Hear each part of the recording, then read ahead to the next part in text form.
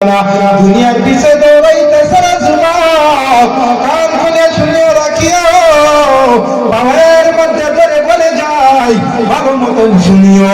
একটা যুবক বিয়ার আগে বালিগ হওয়ার পরে কমাস কম 10 বছর আগে যে স্বপ্ন দেখে প্রথম শাদী করার পরে প্রথম রাত কেমন ভাবে কাটাইবে, কিন্তু এমন একজন আল্লাহর বান্দা বাহির হয় না যে আমি মরার পর কবরের মধ্যে প্রথম রাত 22,000 তবে আমি কেমনে কাটাইব। হয় কেউ বলবেন বুকের মধ্যে হাত দিয়ে, কেউ এমন কথা মনে হয়েছে? হয়েছে কিসের মুসলমান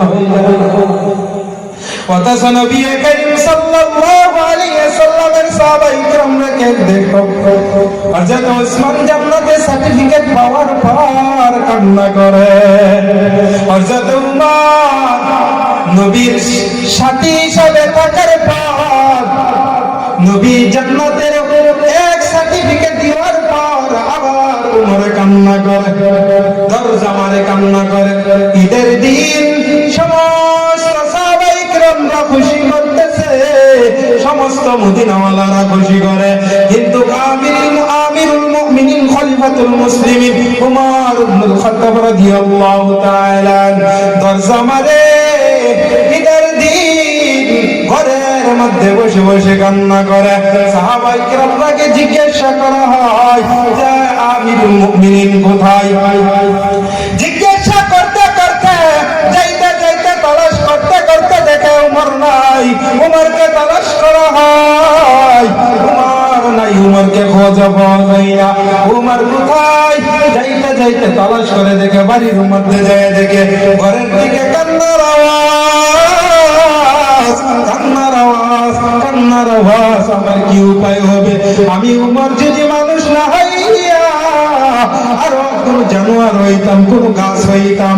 উমর এমন ভাবে কান্না করে, রে যুবক, ও কাপুরা নবী মুকররম তোমার যুবক, আমাকে কথা দাও, তুমি কোনদিন জান্নাতের সুসংবাদ শুনছনি যে তুমি জান্নাতের সার্টিফিকেট পেয়ে গেছো?